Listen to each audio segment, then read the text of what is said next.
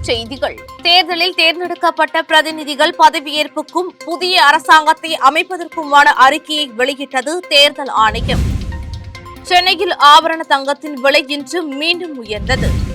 தவிக தொழிற்சங்கம் துவங்க போக்குவரத்து ஊழியர்கள் ஆர்வம். விரிவான செய்திகள். தமிழ்நாடு, அசாம், கேரளா, மேற்கு வங்க மாநிலங்கள் மற்றும் புதுவை யூனியன் பிரதேசத்தின் புதிய சட்டமன்றங்களை அமைப்பதற்கான அறிவிக்கையை தேர்தல் ஆணையம் வெளியிட்டுள்ளது. மாநிலங்கள் மற்றும் யூனியன் பிரதேசங்களின் ஆளுநர்கள் மற்றும் துணைநிலை ஆளுநர்களுக்கு அறிவிப்புகள் அனுப்பப்பட்டுள்ளன. இதன் மூலம் தேர்தல் காலம் முறைப்படி முடிவடைந்ததோடு புதிய அரசாங்கங்கள் அமைவதற்கான களமும் அமைக்கப்பட்டுள்ளது. இந்த அறிக்கையானது மாநிலங்கள் மற்றும் யூனியன் பிரதேசங்களில் தேர்ந்தெடுக்கப்பட்ட பிரதிநிதிகளின் பதவியேற்புக்கும் புதிய அரசாங்கத்தை அமைப்பதற்கும் வழிவகுக்கிறது.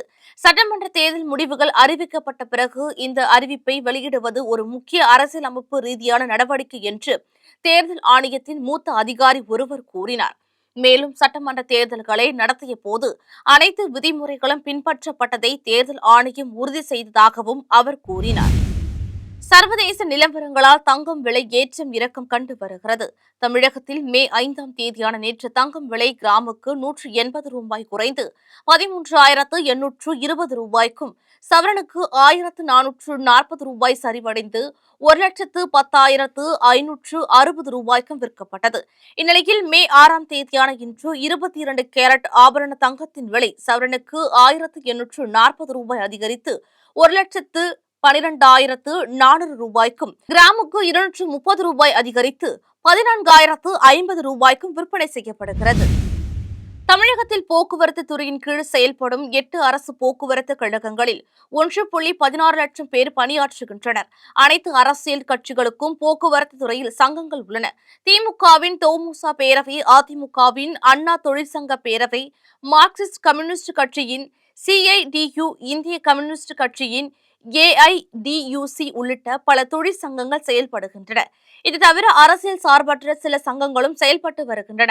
தவிக தொடங்கப்பட்டு 2 ஆண்டுகள் ஆகிவிட்டன. இருப்பினும் போக்குவரத்து துறையில் அக்கட்சிக்கு தொழிற்சங்கம் இல்லை. தற்போது தமிழக சட்டசபை தேர்தலில் வெற்றி பெற்று அக்கட்சி ஆட்சி அமைக்க உள்ளது.